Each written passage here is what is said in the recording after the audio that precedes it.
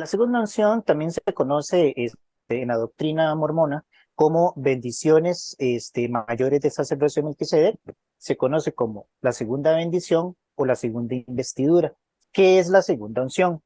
Dice que es una ordenanza, ya dijimos, es un acto o una ceremonia que se practica en los templos santos de los últimos días. Solo ahí se practica, no se practica en ninguna capilla. En dicha ordenanza, un participante es ungido como un sacerdote o rey, o una sacerdotisa o una reina, y estas personas son selladas para el grado más alto de salvación disponible en la teología mormona. Se dice que los que participan en esta ordenanza tienen, como dice Doctrina y Convenios, su vocación y elección más segura. Lo que es decir que es que agarran su matrimonio celestial y son sellados por el Espíritu Santo o el Santo Espíritu de la promesa. Se dice que ellos han recibido lo que se conoce también en las escrituras como la palabra profética más segura. Ahora, de esta ordenanza no hay mucha información. Solo se tienen registros históricos. Hoy vamos a hacer todo un paseo por registros históricos. Vamos a ver lo que dice el Manual General de Instrucciones y vamos a ver lo que dice la doctrina con base en las escrituras. Ahora, ¿dónde es que se menciona la segunda unción? Bueno, si alguien quiere saber, eso está en la sección 132 de Doctrina y Convenios. Leemos ahí el encabezado de dicha sección, lo siguiente: revelación dada por medio de José Smith, el profeta en Nauvoo, Illinois, asentada en el registro el 12 de julio de 1843, relacionada con el nuevo y sempiterno convenio, que comprende la eternidad del convenio matrimonial y el principio del matrimonio plural. Aunque la revelación se anotó en 1843, hay evidencia histórica que el profeta tenía conocimiento de esto desde 1831. Y aquí hago un gran paréntesis. José Smith escribe esta revelación cuando Emma Smith se da cuenta que él está practicando la poligamia. Él, recordemos que el profeta José había empezado esta unión con otras mujeres, incluso sellándose en el templo antes de que su esposa lo supiera. Entonces, hay una teoría de apologistas que investigan en la iglesia de que muy probablemente muchas de las revelaciones que José Smith escribió o que él dijo recibir fue en medio de procesos históricos de crisis. Entonces, cada vez que él estaba en una crisis, se tapaba sacando una revelación, ¿verdad? Entonces, vamos a brincar a la sección 132 y vamos a leer el versículo 19. El versículo 19 dice así: y además de cierto te digo, si un hombre se casa con una mujer por mi palabra, la cual es mi ley, y por el nuevo y sempiterno convenio, y les he sellado por el Santo Espíritu de la promesa, por conducto del que es ungido, a quien he otorgado este poder y las llaves de este sacerdocio, y se les dice, saldréis en la primera resurrección, y si fuera después de la primera en la siguiente, y heredaréis tronos, reinos, principados, potestades y dominios, toda altura, toda profundidad, entonces escribirán el libro de la vida del Cordero, que no cometerán homicidio para derramar sangre inocente. Y si cumplen mi convenio y no cometen homicidio, vertiendo sangre inocente, les será cumplido en todo cuanto mi siervo haya declarado sobre ellos, por el tiempo y por toda la eternidad, y estará en pleno vigor cuando ya no estén en el mundo. Y los ángeles y los dioses estarán allí y los dejarán pasar a su exaltación. Versículo 20, entonces serán dioses porque no tendrán fin, por consiguiente existirán de eternidad en eternidad porque continuarán, y entonces estarán sobre todo porque todas las cosas les estarán sujetas. Entonces serán dioses porque tendrán todo poder y los ángeles estarán sujetos a ellos. Y viene el 26, esa es la clave. El 26 dice, de cierto te digo, que si un hombre contrae matrimonio con su mujer, conforme a mi palabra, y son sellados por el Santo Espíritu de la promesa, de acuerdo a mi precepto, y él o ella comete algún pecado o transgresión del nuevo y sempiterno convenio, cualquiera que sea, y toda clase de blasfemias, y si no cometen homicidio en el que vierten sangre inocente, todavía saldrán en la primera resurrección y entrarán en su exaltación. Pero viene un punto y coma ahí, ustedes lo pueden ver en el versículo 26 y dice, pero serán destruidos en la carne y entregados a los bofetones de Satanás hasta el día de la redención, dice Dios el Señor. ¿Qué significa esto?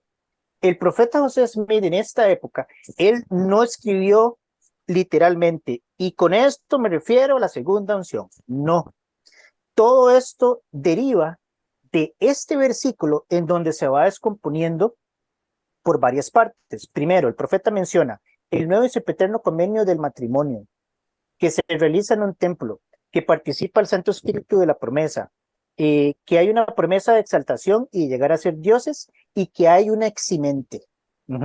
Y una garantía de exaltación a pesar de realizar algún pecado o transgresión y toda clase de blasfemia. Todavía saldrán en la primera resurrección. Y que la única pena que va a tener eso es ser entregado a los bofetones de Satanás. Entonces, hasta ese punto, implícitamente la segunda unción estaba ahí, pero él no puso segunda unción. De ahí entonces es que lastimosamente, al no haber claridad por parte del profeta José Smith, tenemos que irnos a los registros históricos para tratar de identificar y de buscar esa palabra segunda unción de una manera literal. Entonces, ¿dónde encontramos esa parte? Esa parte nosotros la encontramos el 8 de abril de 1901 a través del presidente Joseph Fielding Smith, en un diario que llevó un señor que se llamaba Anthony W. Evans, el 8 de abril de 1901.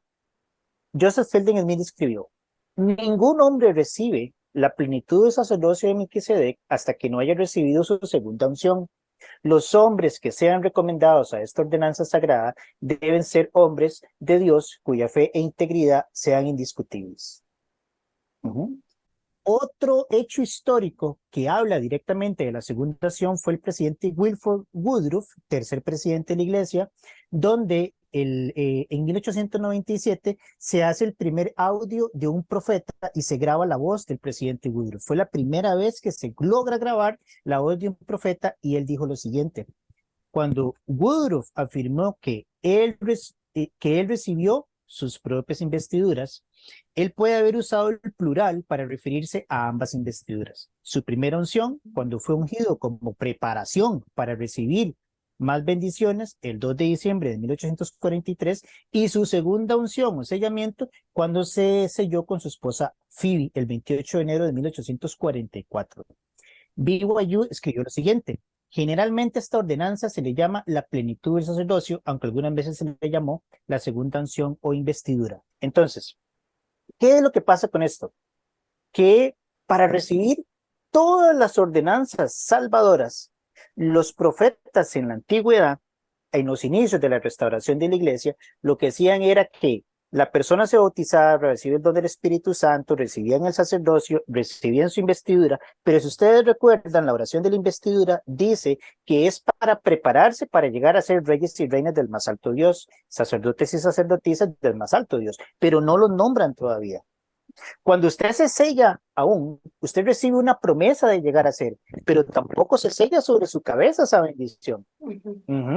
Entonces, si nos vamos a los hechos históricos que voy a decir a continuación, es que las personas empezaron a recibir esta ordenanza. Vamos a los hechos históricos. Dice, la segunda unción fue implementada por el profeta José Smith en la construcción del templo de Nauvoo para poder llevar a cabo la restauración de la plenitud del sacerdocio. En los tiempos de José Smith, cuando él estuvo en vida, se realizaron segundas unciones a 20 hombres y 17 mujeres. Esto es cuando José Smith estuvo en vida, entre los años 1843 a 1850 aproximadamente. El 28 de septiembre de 1843, José y Emma recibieron la segunda unción. Durante la vida del profeta, se continuó con la práctica. Luego de la muerte de José Smith, Brigham Young continuó con la ordenanza en 1846 en el templo de Nauvoo para salir hacia Utah. John delegó esta autoridad a otros y en ese tiempo se realizaron 600 segundas unciones. O sea, en los inicios de la iglesia era muy común que usted recibiera una ordenanza más, además de su sellamiento.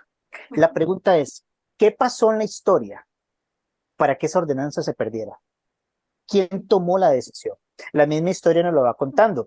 Luego de salir para Utah y después de la migración a dicho estado, la ordenanza se retoma en 1866 hasta el año 1880. En 1880, John Taylor instauró requisitos de procedimiento para poder otorgar la segunda unción, lo que requería la aprobación del presidente de estaca de la época. Entonces, ¿qué era lo que pasaba en esa época? Yo acudía a mi presidente de estaca y él me daba una recomendación, no para sellarme, ya yo estaba sellado, era para recibir la ordenanza de la segunda unción. Hay que recordar que históricamente todas las personas que tienen rasgos narcisistas, como José Smith, lo que buscan son tres cosas: poder, sexo y dinero. Y José Smith estuvo envuelto en estas tres aristas. Él buscaba sexo, buscaba poder y buscaba dinero. Entonces, ¿cómo él se granjeaba la fidelidad de sus más allegados? Bueno, dándoles el cielo. Te nombro un Dios, te nombro un Dios en vida. ¿Con qué autoridad? Yo no lo sé, porque no hay registros de que Jesucristo lo hiciera, Sí, porque no hay registros de que en el Antiguo Testamento los mismos sacerdotes israelitas o judíos se nombraran ellos dioses, sí, ¿verdad? se brincó. Sí, Entonces él comete un exceso de poder, que para eso hay un libro que se llama Inside of the Mind of Joseph Smith, dentro de la mente de José Smith, que es un análisis psiquiátrico que se le hace a él, y se logra determinar el grado de narcisismo que él tenía, cómo él quería ejercer todo su control sobre el pueblo, y es muy fácil ir dictando diferentes ordenanzas. Pero la historia continúa, porque, por ejemplo, en el año 1901, Lorenzo Snow limita las ordenanzas, y entre el año 1918 a 1920 solamente como 20 personas recibieron la ordenanza. En 1920, Herbert J. Grant elimina por completo la autoridad de los presidentes de estaca para recomendar a las personas para la segunda unción. 1920, 2020, eso fue hace 100 años, eso es muy poco, esa es la vida de mi abuela. O sea, mi abuela y mi bisabuela estaba viva y yo conocí a mi bisabuela. Entonces, eso es muy reciente. La iglesia no hace mucho. Le dijo a los presidentes de estaca: un momento, ya ustedes no pueden dar la recomendación para la segunda unción. Y este privilegio de elegibilidad recayó únicamente sobre el quórum de los 12 apóstoles. Es Herbert J. Grant en 1920 el que le dice a los apóstoles: solo ustedes pueden definir quiénes reciben la segunda unción y quiénes no. ujú, ujú, Eso es muy reciente. Para el año 1941, ya se habían otorgado y se habían dado, según los registros históricos, 15,000 segundas unciones a personas vivas y 6,000 ordenaciones a personas fallecidas de manera vicaria. Entonces, eso fue en 1941. En 1942 se logró reducir tanto la segunda unción que solamente 13 autoridades generales de 32 tenían la segunda unción. ujú. Ahora, para el año 1949 a 1981, que fue cuando Kimball era el presidente de la iglesia, la práctica queda completamente interrumpida. O al menos ya ahí la iglesia, en 1981, el presidente Kimball corta el acceso a los registros históricos sobre la segunda unción. Y se llegó a definir que en los tiempos de Kimball solo Harold Billy y él tenían la segunda unción, el resto de apóstoles no lo tenían. Y ahí, a partir de 1981, ya se corta. Hay chismes de que dicen que los actuales miembros del quórum de los 12 reciben la segunda unción. El problema que hay es que no hay datos. O sea, la iglesia no se abre. Es más, yo lo que sabía de la segunda unción fue un cuchicheo que yo escuché cuando yo era secretario de mi presidente de estaca, de uno de mis presidentes de estaca, hablar sobre el tema, porque uno de los apóstoles actuales era muy amigo de un presidente de misión que vino aquí a Costa Rica, y tan amigos eran que salían a correr juntos y eran íntimos amigos. Y parece que por ahí se había el run run de que el presidente de misión ya había conseguido el permiso por el apóstol para recibir su segunda unción. Claro, ese amigo de ese apóstol era un alto ejecutivo de una alta corporación a nivel mundial. Ujú. O sea, no crea que cualquier miembro o cualquier hijo de pulpero, aunque haya sido fiel, le van a decir: venga, hermano, usted se merece la segunda unción. Y de eso voy a hablar más adelante. Sí, Ujú. Damaris, ibas a comentar algo. Bueno, Continúa. sí, bueno, basándome en las experiencias, porque realmente yo aprendí de esto de la segunda unción por cosa de que he escuchado testimonios, ¿no? De las personas que han salido de la iglesia y que recibieron la segunda unción. Entonces, bueno, de lo que yo he escuchado es, sí, no se sabe exactamente a quién se la dan, a quién no. Se supone que sí podríamos asumir que los apóstoles la tienen porque pues parece que ellos son quienes recomiendan y también las personas que ya han recibido. les dicen, bueno, ahora tú, digamos, ya eres digno para también recomendarnos a alguien que quieras tú, que sugieras que se merece la segunda unción. También, como algunos testimonios han dicho que en la ceremonia, por ejemplo, van algunos de las otras autoridades generales como setentas o como, por ejemplo, los presidentes de los templos. Entonces es probable, tal vez no todos, tal vez de los templos grandes o tal vez de los templos en Utah, nada más, los presidentes hayan recibido, pero es algo muy lamentable que si no es nada malo, ¿por qué la iglesia lo oculta tanto, no? Y bueno, es un rasgo pues sectario, o sea, son ritos y que se mantienen ocultos para, digamos, sí, dividir unos con otros y entonces causar eso, ¿no? Mentalmente de tú eres más especial que el resto y es un rasgo de secta. Y me monto de una vez en esta intervención tuya para decir lo siguiente. A mí lo que me preocupa es que en la guía de las escrituras de la triple no está la segunda unción. Ustedes se van a la guía de las escrituras al final y no está ese nombre. Ahora, Mm, si yo me voy al Manual General de Instrucciones actual, en el punto 18 al punto 18.3, que es donde se dicen todas las ordenanzas que existen, no mencionan las instrucciones. ujú. Ujú. Entonces, si el Manual General de Instrucciones no lo menciona, ¿por qué no lo menciona? Esa es la pregunta. Leamos qué dice Doctrina y Convenio, sección 84. Dice, así que en sus ordenanzas se manifiesta el poder de la divinidad, y sin sus ordenanzas y la autoridad del sacerdocio, el poder de la divinidad no se manifiesta a los hombres en la carne, porque sin esto ningún hombre puede ver la faz de Dios, sí el Padre, y vivir. Ahí están las escrituras, hermanos. Entonces, si es en las ordenanzas en donde se demuestra el poder de Dios, ¿por qué el poder de Dios solo se limita a un grupo de personas? Vean, el punto 18.1 dice, las ordenanzas de salvación y exaltación son el bautismo, la confirmación y el don del Espíritu Santo, el conferir el sacerdocio a Melquisedec y la ordenación a un oficio, la investidura del templo y el seguimiento en el templo. Nada más. Y ahí Ujú. queda. Otras ordenanzas y bendiciones, dice, dar el nombre y bendecir a los niños, la Santa Cena, conferir el sacerdocio arónico y ordenar un oficio, apartar a los miembros para servir en llamamientos, consagración del aceite, bendición de los enfermos, bendición de consuelo y consejo, la dedicación de los hogares, dedicación de sepulturas y bendiciones patriarcales dadas por los patriarcas ordenados. Para de contar, no hay más. ¿Tú crees que sea algo Entonces, parecido como la poligamia, que digamos que el gobierno se puso pues las pilas para prohibirlo, para que no fuera algo que se pudiera practicar más? Y que en este caso, por ejemplo, es que es algo muy delicado que digo, o sea, eso de la libertad de creencia y todo, pero es algo muy delicado que te metan al templo y te digan, tú ya eres rey y tú ya puedes como tener potestad sobre tantísimo, ¿no? O sea, sobre la humanidad.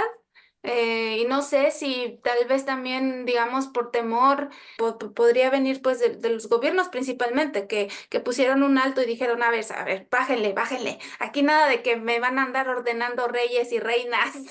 Este, porque bueno, es algo delicado, o sea, políticamente es delicado, entonces no sé, podría ser, y por eso es que se ha tomado con tantísima discreción, aunque como lo mencionaste ya anteriormente, ha habido profetas que lo dicen literalmente. Entonces, ajá. esa es una de las razones, porque es que al no estar las reglas claras, hay muchos comentarios al margen. Antes de las razones políticas, que son muy valederas, que tú ya comentaste, es que doctrinalmente eso es insostenible. O sea, usted se va a las escrituras antiguas, tanto el Antiguo como el Nuevo Testamento, y usted no va a encontrar eso. Ujú. Ellos hacen referencia al lavado de los pies que le hace Jesucristo a los apóstoles, pero es que nada tiene que ver con eso. Ujú. Ahora, ¿de dónde agarró José Smith esa enseñanza o esa línea? Porque ya ahorita ya vamos a entrar a ver el procedimiento de cómo es la ordenanza y vamos a leer parte de la ordenanza también. Pero él se deja influenciar. Los clérigos de la época de José Smith eran muy influenciados por Calvino. ¿Quién es Calvino? Calvino es uno de los reformadores de la Iglesia Católica en el año 1500, y entonces ahorita que vamos a entrar ya al procedimiento, van a ver que la mujer toma un rol secundario en la ordenanza para llegar a ser rey y reina, sacerdote y sacerdotisa del más alto Dios. Y es que Calvino le dio un rol secundario a la mujer en toda su prédica y en todas las encíclicas de reforma que él hizo. Entonces, muchas de estas ramas, recordemos que Parley P. Pratt, todos los allegados de José Smith eran muy influenciados a través de pastores presbiterianos, metodistas, calvinistas, luteranos, etcétera, etcétera. Y acuérdense que José Smith hace un collage de conocimiento, hasta de la masonería, que ya tú tienes hartos videos en tu canal al respecto. Entonces, ¿qué fue lo que pasó? Bueno, es muy sencillo. José Smith cometió un error. Vean, como abogado se los digo. Vean, existe un término en el derecho que se llama laguna legal. Eso es lo que es esto. Esto es una laguna legal. Él creó la norma en sección 132, pero él no crea el procedimiento. Y él al no crear el procedimiento crea una gran laguna y dicen, bueno, ¿cómo lo vamos a repartir? ¿Quiénes van a tener acceso? ¿Cuándo van a tener acceso? ¿Se puede dar a saber? No se puede dar a saber. Entonces él, cuando él crea esto en medio de su fantasía, él, como él no es legislador, él omite crear el procedimiento. Entonces existe el Código Penal y el Código Procesal Penal. Si usted se va al Manual General de Instrucciones de la Iglesia, dice, este llamamiento es esto, esta es la descripción, este es el que lo llama y esto es lo que tiene que hacer. Ajá.